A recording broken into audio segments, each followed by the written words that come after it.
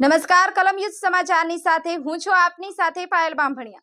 તો જોઈએ આજના મહત્વના સમાચારમાં। સુરત શહેરના જાણીતા વ્યાજખોર સામે ઉધના પોલીસની કાર્યવાહી।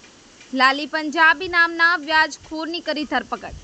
અનેક લોકોને વ્યાજે રૂપિયા આપી ઊંચા ટકાવારીમાં વ્યાજ વસૂલતો હતો। ઉધના પોલીસે વ્યાજનો ગુનો નોંધી તપાસ શરૂ કરી।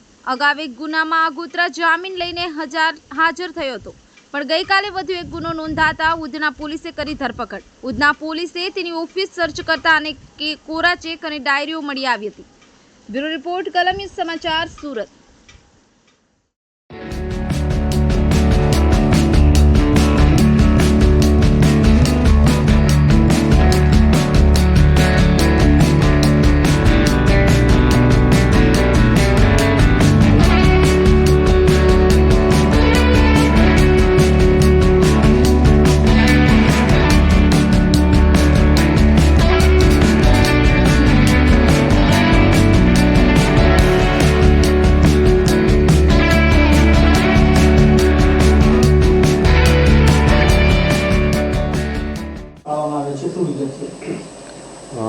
સુરત શહેરમાં અમારા સીપી સાહેબની સૂચનાથી તમામ જગ્યાએ જે લોકો વ્યાજંકવાદીઓ તરીકે લોકો પાસે ખૂબ જ ઊંચા રેટમાં વ્યાજ વસૂલે છે, શોષણ કરે છે, આ પ્રકારના લોકો વિરુદ્ધ એક ખાસ ઝુંબેશ ચલાવવામાં આવી રહેલ છે।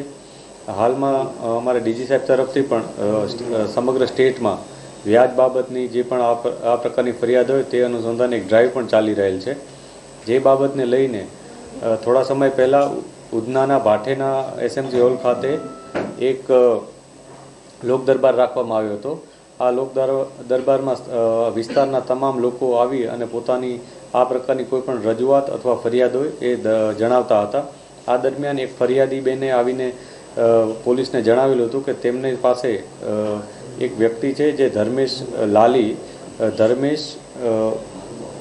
હંજરા કરીને છે, એને ખૂબ જ ઊંચા વ્યાજ દરે પૈસા આપ્યા હતા અને એમનું સમગ્ર રીતના એમનું આર્થિક શોષણ કરી રહ્યો હતો, જે બાબતને લઈને પોલીસે ફરિયાદ નોંધી હતી। આ ફરિયાદ બાદ પોલીસે આ જે આરોપી છે ધર્મેશ લાલી એના ઘરે એના ઓફિસે જઈ અને તપાસ કરી હતી। ઓફિસના જે ડોક્યુમેન્ટ્સ મળ્યા એમાંથી પોલીસને 57 અલગ અલગ કોરા ચેક, 15 એક્સિસની ચેકબુક, આ ઉપરાંત એક પ્રોમિસરી નોટ, બીજી અન્ય ડાયરીઓ અને અન્ય ડોક્યુમેન્ટ્સ મળ્યા હતા, જેના આધારે અમે વધુ તપાસ હાથ ધરી હતી। આ વધુ તપાસમાં અમને કેટલાક ભોગ બનનાર લોકોનો સંપર્ક પણ થયો હતો। તેમાંથી એક ભાઈએ આવીને એક ફરિયાદ નોંધાવી હતી કે એમણે પોતે 2019માં આ ધર્મેન્દ્ર ઉર્ફ લાલી પાસે 2 લાખ રૂપિયા વ્યાજે લીધા હતા। 2 લાખ રૂપિયા વ્યાજે લીધા, એમાં પહેલા જ દિવસે જ્યારે પૈસા આપ્યા વ્યાજે ત્યારે 24,000 રૂપિયા કટ કરી નાખ્યા હતા અને 1,74,000 રૂપિયા એને આપ્યા હતા અને દર મહિનાનો 24,000નો હપ્તો એ પ્રમાણે નક્કી કરવામાં આવ્યું હતું, જેમાં 1,68,000 જેટલી રકમ આ જે ભાઈ છે ભોગ બનનાર એણે પરત કરી હતી અને તે છતાં જે આ ધર્મેન્દ્ર લાલી છે એ વધુમાં વધુ માંગણી કરતો હતો। આ માટેના કેટલાક રેકોર્ડિંગ્સ પણ પોલીસને મળ્યા છે કે જેમાં અતિશય ગંદી ભાષામાં અને અતિશય ખરાબ અપશબ્દો વાપરી અને એણે આ પૈસાની ઉઘરાણી કરેલી છે, જેમાં એણે બીજી અન્ય ધમકીઓ પણ જે ભોગ બનનાર છે એને આપી છે। આ બાબતમાં વધુ તપાસ કરતાં જાણવા મળ્યું છે કે જે ફરિયાદી છે એણે